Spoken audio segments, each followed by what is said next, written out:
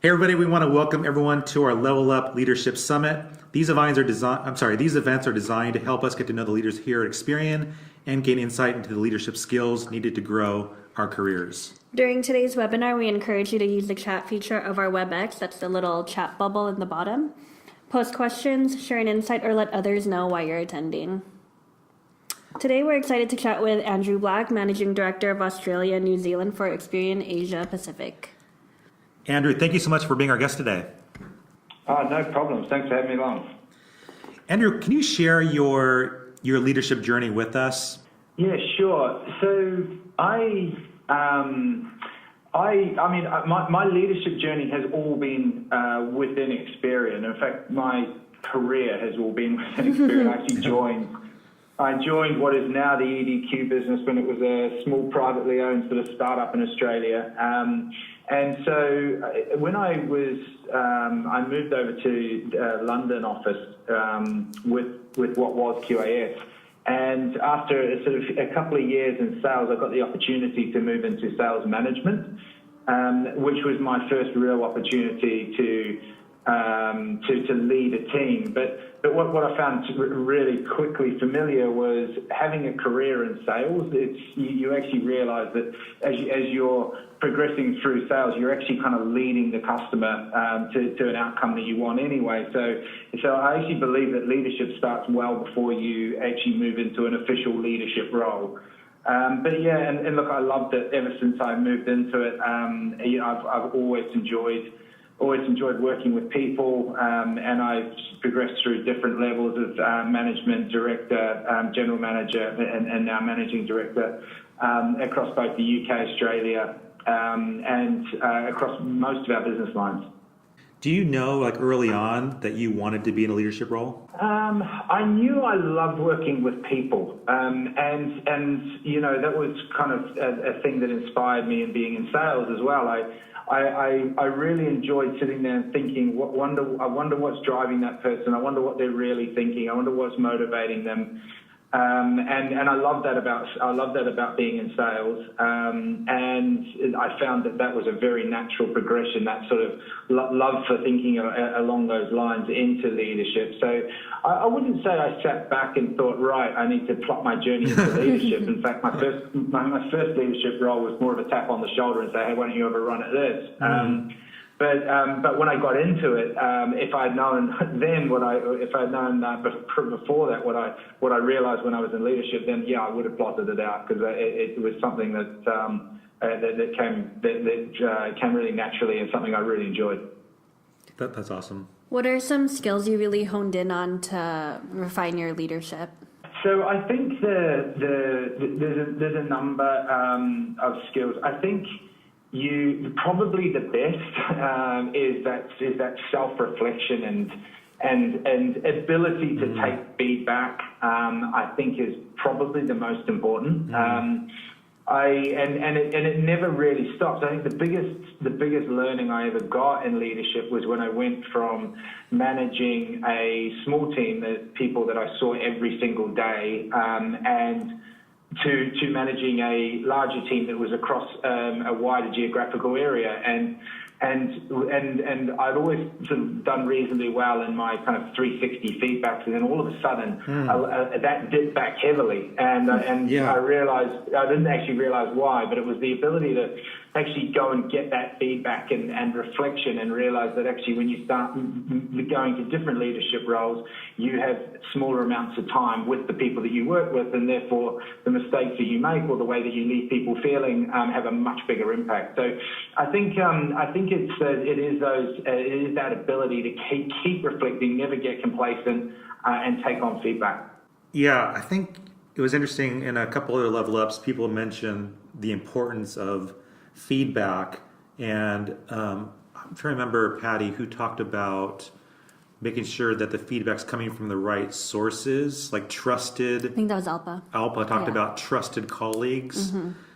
When you're kind of looking at the feedback, because sometimes it can be very, very painful to read the notes or things people say that may not know you thoroughly. Like they're kind of like, they maybe have seen emails from you, especially thinking about you being a leader for people that are maybe not, in your location.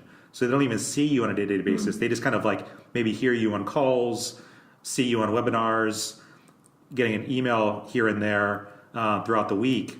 I got to imagine that people in those positions, they don't know you as closely. And so I'm kind of curious, like when you receive the feedback, how are you kind of looking at it? Yeah, it's a really good question, because I think you can easily naturally jump to defensive and think, well, hang on, that person doesn't know me. Yeah. But you know, someone really early on said to me something that stuck with me. They said, perception is reality when you're in a leadership role, and you need to be a leader of people that don't get to know you if you want to expand out your leadership role. And therefore, what those people think of you and what they see and what they perceive is the reality of your leadership style. So the worst thing I think you can do is jump into defensive mode and feel like they don't get to know you. You've got to then hone your skills and work on your skills to be able to have a meaningful leadership role over somebody who doesn't know you. How often, Andrew, should someone be seeking out feedback? Look, I think it's I think it's something that it depends what you're doing. So I think you can spend too much time looking for feedback. You know, you've got to crack on and do the job as well, and you've got to give yourself a chance to grow in your role. So I don't think you want to be looking for it all the time. And I also think that, you know, if you're constantly asking for feedback, people can get a bit of kind of almost that survey fatigue, where the feedback you're getting becomes not that meaningful, because people haven't had as much chance to really think about it, and they'll just give you the first reaction, and that's the worst thing you can act on. So look, I think if you're slightly afraid of public speaking, then yeah, you want to be looking for feedback after you've public spoke, you know, those kind of things. But outside of that sort of event, then I would say probably a couple of times a year, you really want to be looking for how's things progressing, because I mean things change so fast, and in this business, which is one of the things I love about it. But that does mean that what you were doing 6 months ago might not be enough now, and it probably definitely isn't enough for 6 more months' time. So I would be looking for some solid feedback probably a couple of times a year. Yeah. I just want to say one more thing, Patty.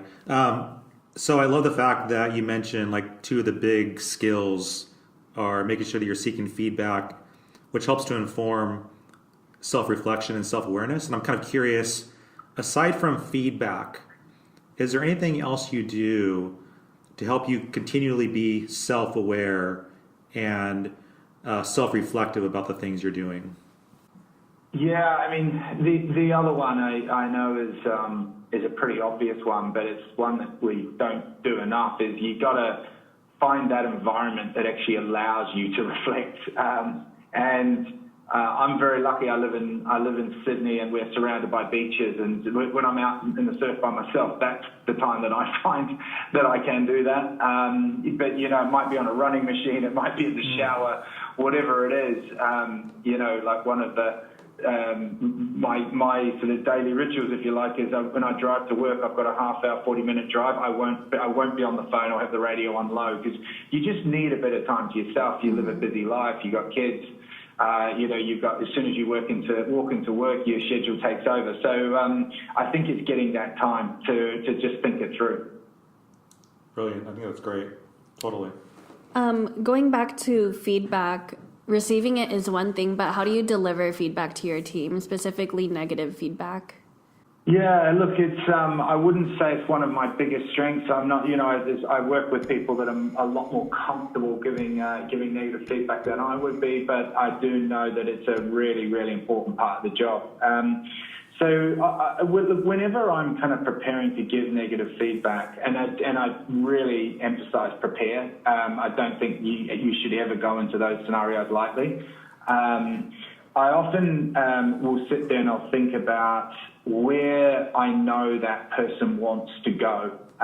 So if you know, if that person, their motivation might be they want to be excellent at their job, they might want reward, they might want recognition, they might want promotion, and I'll make sure that is a very key part of the feedback. link it to where they want to go, and show that I know them enough that I've thought about this feedback and I'm giving it to them for the right reasons. Okay. And how would you describe your management style? My management style.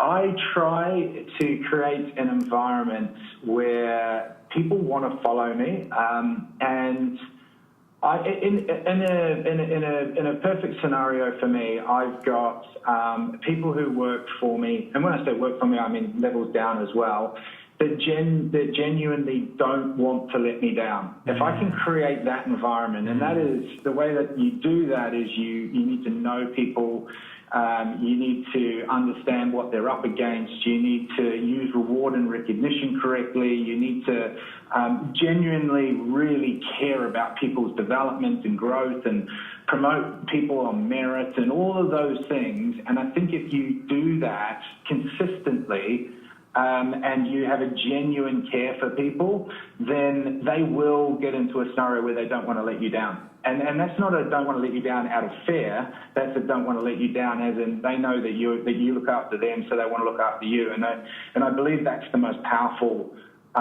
form of leadership, is when you have a group of people who feel like that. You can push people pretty hard as we're leading up to key dates or goals, or we're going after big ambitious goals. You can push people pretty hard when you've got that style.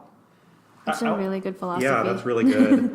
I want to ask something to that around your time management and the things you're very intentional about. Because you just mentioned making sure that your team knows that you care, and that can be very, very time consuming. It requires you to be intentional about making a phone call, sending an email, talking to somebody at a meeting, and just having a one-on-one and letting people know what you really appreciate about that person. And I'm kind of curious, like you know, Andrew, as you moved up in the organization, you're very, very busy. You're working on big projects with big teams, talking to other leaders. You're getting a lot of things done in the organization. So you're doing all this stuff, and then you're also needing to make time for your team, and also making sure that your team knows that you care about them. And I'm kind of curious, like, how do you kind of map out your week or your month and to be intentional about doing those things? Yeah, there's a lot of levels to that. So firstly, I'm really comfortable with having people who work for me who are better than I am.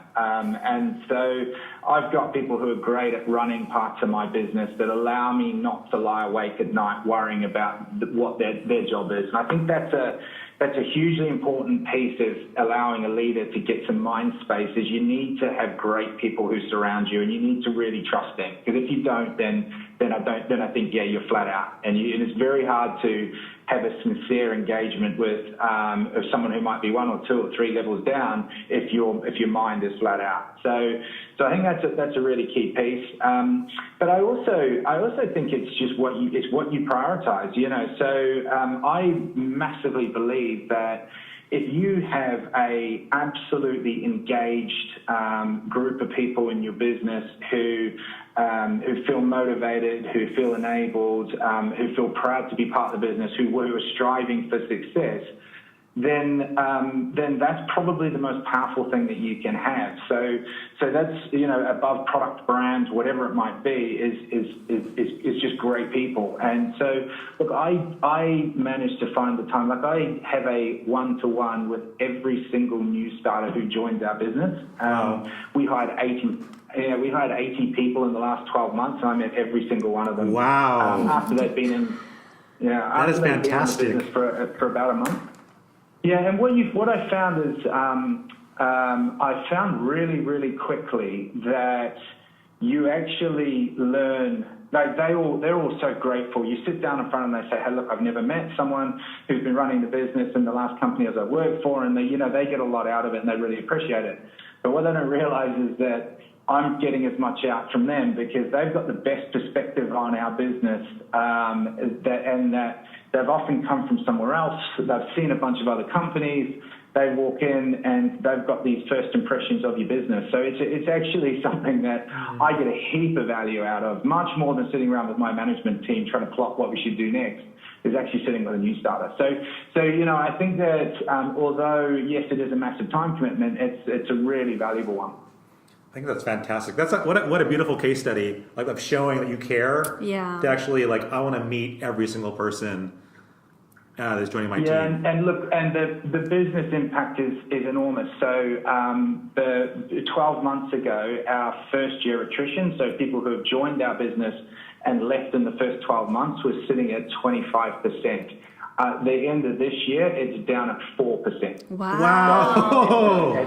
Dude, That's that is awesome, really Andrew. great. So That's that huge impact, right? that is phenomenal. To be able to bring the attrition rate that low. Mm-hmm. So, I mean, what else is it? I mean, obviously you care and you want to meet people, and what else? What other factors do you think have led to that success? Look, we've got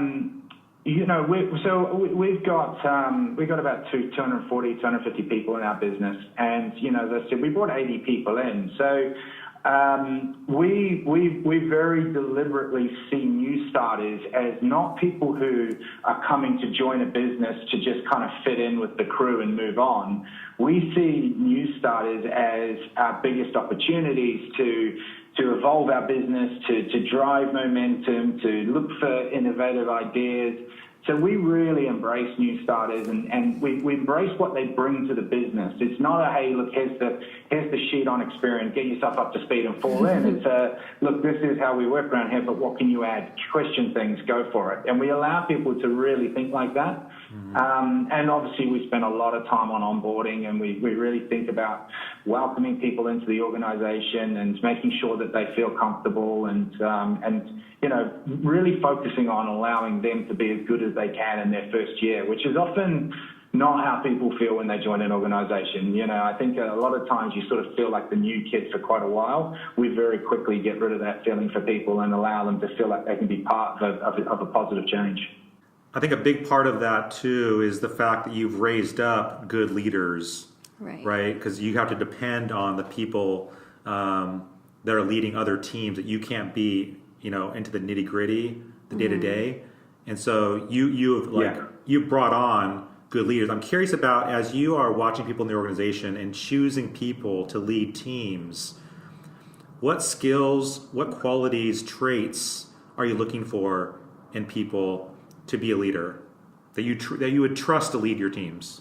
Yeah, I very much look to bring leaders from internal. So I very, very rarely bring people in from the outside, because I think that it's such an important role, and you want to see people not only what they can write on a CV, but you want to see how they think and how they treat other people. And we have a bit of an underlying rule in our business that we don't care about tenure, success, seniority. Everybody has to have an underlying respect for each other. It's just something that's we talk about at every level. So those people who that you've seen have that level of respect. It doesn't matter if they're running around for a deadline or whatever it is. That's a key element, because that when everybody understands that everybody respects each other, you can actually layer up a fantastic culture on top of that. And there can be a bit of banter and a bit of fun, and everyone knows it's coming from a good place. So that's probably the key element, is someone that we've seen proven in that area. But also, I love to see somebody who's been there and done it, and they are really comfortable jumping back in the trenches or rolling their sleeves up. And, we try and have that sort of business that we don't have. It's not really hierarchical. We're sort of small enough here in Australia and New Zealand that we can still have a scenario where the GMs that run the different business units are out in front of our clients on a weekly basis.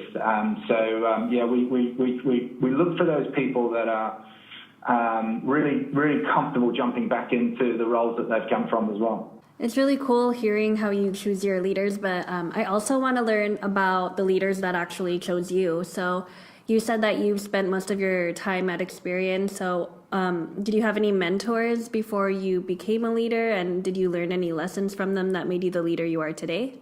Yeah, look, I've certainly had mentors along the way, but I'd say I've probably had more role models than I've had mentors, and I kind of, and I think role models don't necessarily need to be people who are above you in an organization. So, I happen to be lucky enough right now to have one of the best MDs I think Experian's got sitting alongside me as one of my peers. And you look at, I love looking around people I love being surrounded by people who are successful, and I think Experian's obviously got a lot of those people. So over the years, I've always tried to learn from styles and approaches of people that I respect and who are successful. But look, I think probably the biggest learning that I ever got really was from a mentor who was actually my manager, who he taught me that when you move into a role, you really need to start preparing for the next one. Even though you don't want to move at that point, you're really comfortable where you are. You don't want to arrive at a point where you want your next job and then start thinking about it and preparing for it. And that's something that has always sat with me. So as I sort of move into a job, I'm already kind of thinking, okay, what opportunities do I want open to myself in the next few years, and how do I start building for that now, so I don't wait? And I think that's probably the biggest learning that I got along the way. That is something, when I bring it back to a leadership style, it's something that I'm always passing on to people. So, when people seek feedback from me, I try to give them feedback based on whether they would be a no-brainer for the next opportunity, not feedback on their current role. Having that kind of mindset where you're always planning for the next thing and being as busy as you are, have you ever dealt with any kind of burnout? Look, to tell the truth, not really. I think that Experian does a really good job of balancing that out. I think that the business uses reward and recognition incredibly well.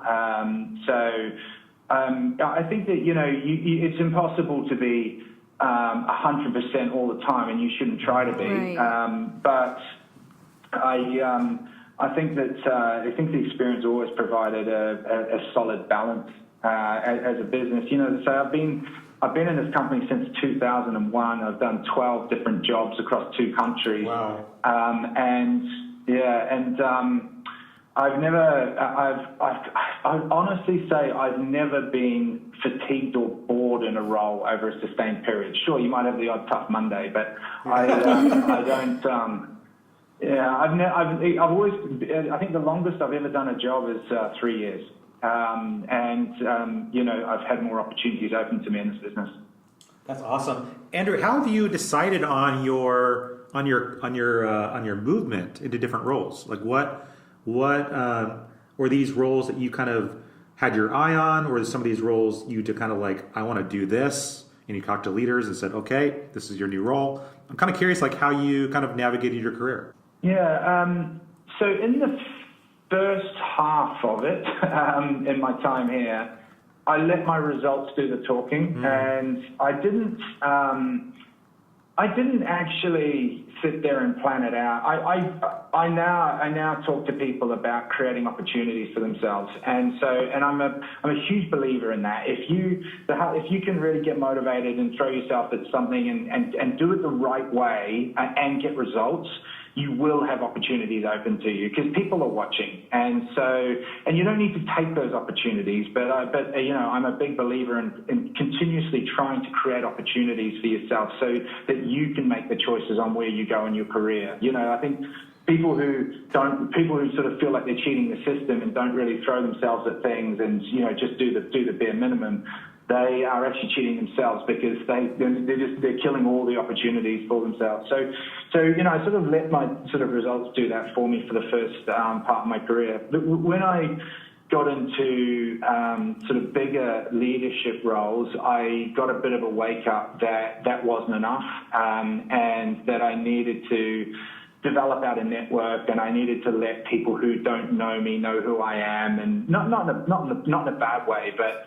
you do need to build out a network as you progress into bigger roles, because people who are making decisions on those things will be people that you don't know as well. So yeah, I suppose I had to make that shift and that change. But I don't often know what I want to do next, but I do know that I want opportunities open to me, and whether I take them or not is my choice, is the way I'd look at it. And how do you kind of gain that visibility? Is it something that you actively did, or can you credit that to the people who were above you and kind of elevated you so that you were more visible in the company? Yeah, I kind of got a bit of a wake up. I went for a job once that I thought that I was in a decent position for, and I was currently doing a decent job for the company, and I got completely passed over for that role. And when I reflected on it, it was actually the people making the decision on that role just didn't know who I was and the way that I thought and what I prioritized. And so I suppose what I've now done is I now realize that I need to make an effort to get to know those people and understand what they're looking for, and make sure that they understand what I stand for, what I prioritize. So, whereas previously I was kind of just relying on my immediate manager to do that for me, and that's a mistake. You can't rely on someone else to do that job for you. You have to, and it's out of a lot of people's comfort zones to think, right, I got to kind of go around my manager here and probably go to their managers and get some time with them and get to know them, and it doesn't feel natural and comfortable for a lot of people. But if you don't do that, you're relying on someone else to tell your story, and that hit me hard once. That's fantastic advice. I love that, because it is super uncomfortable to do something like that. I'm also kind of curious, like in that process, I think one of the great strengths of the experienced leaders we've met so far has been humility. And what's really tough is somebody who is like yourself, like they're very, very humble. They are doing really, really good work. But sometimes that work may not be getting the recognition, because you're like, I don't want to brag. I don't want to be sharing off all my wins, right? Yeah. So like, how do you kind of balance like humility with also like letting the right people know the accomplishments? Look what I did. Look what you're doing for the company. Yeah. Yeah. Look, I get that. I think you would have you hear the language about dominant goals in the business, and I think that it's really important that you understand what the leaders of the organization's dominant goals are. And then if you do that, you can then start to link up things that you're doing or seeing and working on in the business that are relevant to the leader's dominant goals. And so if Brian's got a dominant goal to drive our market cap up to certain levels, then, if you do have an interaction with him, it really makes sense to be talking about things that would play into that dominant goal, because it's going to spike his interest. So I think it's about really understanding who you're talking to and what they're going to really want to understand. And then it's not so much look at me, look at what I'm doing. It's I understand your goals, and let me tell you about the piece of business that I'm in and how that's working towards that. Mm. Yeah, that's really good advice, because it is like one of those really tough areas. I think a lot of people find themselves where they're doing a lot of good things for the company. They have a lot of wins, but then people can be very, very humble, and they're like, well, I'll just keep this to myself. This is like something I can share with my own boss during my annual review or something. Mm-hmm. That is a really hard one. I think if you find yourself in that scenario where you are incredibly humble, then you probably need to see that as a development area. Not the fact that you're humble, but the fact that you don't know how to get your results and what you're achieving and who. It's not just. I think it's not just what your results and what you're achieving are. It's your mindset and how you get those results. That's so important in Experian. We have a huge emphasis on people, and we don't celebrate people who will climb over the top of others to be successful. So it's not just your results, but it's how you go about your job is equally important. And I think if you are, so humble that you feel really uncomfortable getting that out there, then you probably need to seek help for that. As in, go to your manager and talk to them. Have that as part of your dev plan. Is how do I sort of get myself known? It's not just get my results known. It's how do I get myself known? Right. You mentioned that Experian doesn't celebrate people who kind of climb on top of other people to succeed, which is really great. But there are people who are like that, obviously. You have to come across those kinds of people from time to time. And I'm wondering if you have any advice about dealing with toxic people or toxic work environments and how you would deal with that. Yeah, Firstly, in my entire time in this business, I've never ever come across anyone who's not replaceable, and I think that's the worst thing. The worst scenario you can get into is thinking that anybody is not replaceable, and that's where toxic people are allowed to thrive. Is when you feel like, oh, we'd be in trouble if we didn't have them because maybe they're delivering. The reality is I've never seen a scenario where someone's moved on from Experian and we haven't carried and just marched on. And that goes all levels.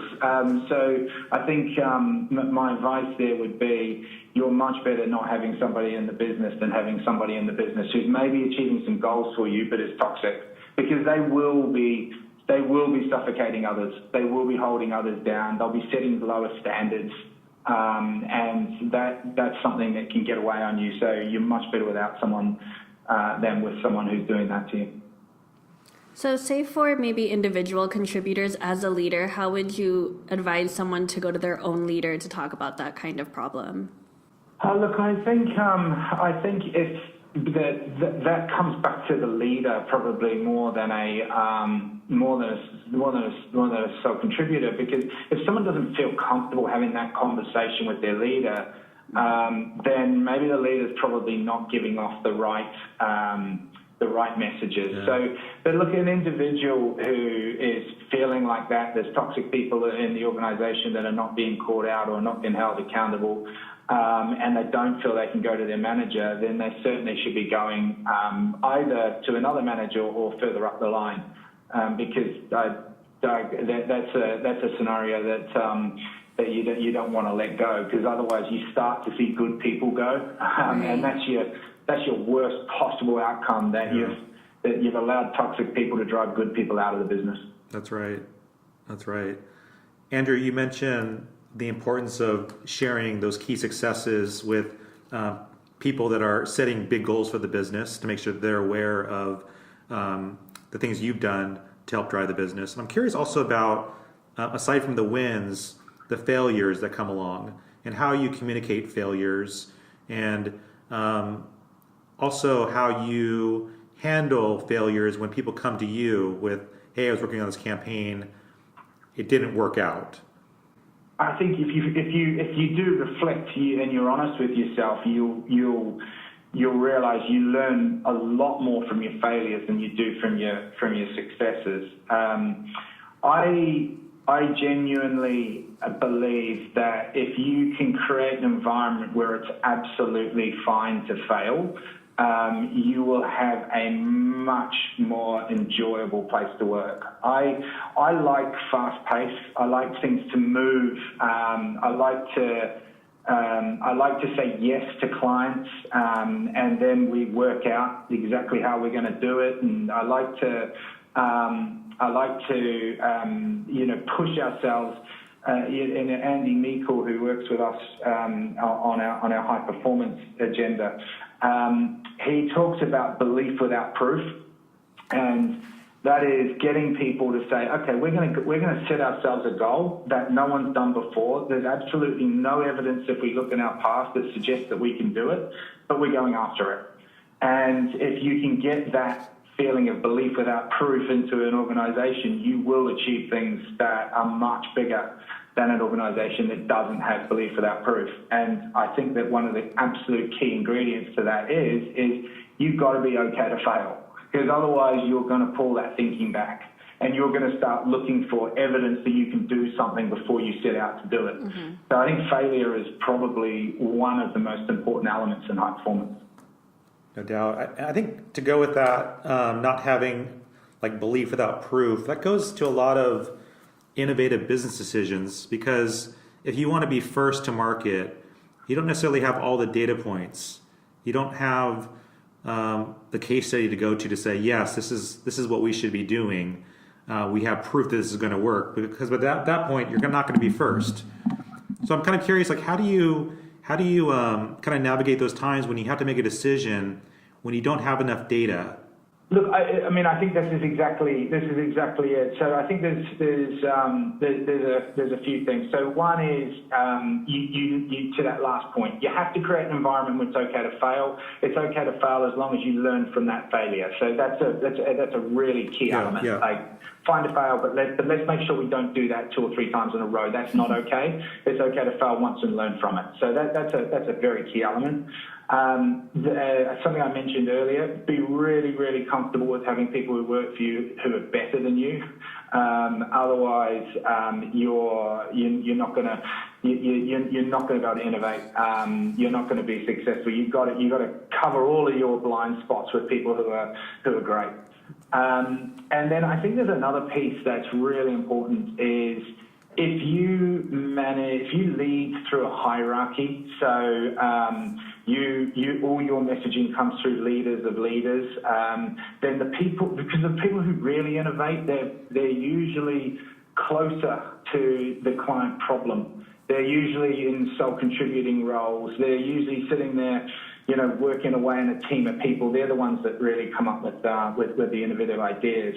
If they don't know the person who's leading the organization well enough to trust that it's okay to fail, then they're probably going to have a more conservative approach. So it comes back to really being able to break down that hierarchy and have people who, it's right through all the levels of the organization, who understand that you've got their back if it goes wrong.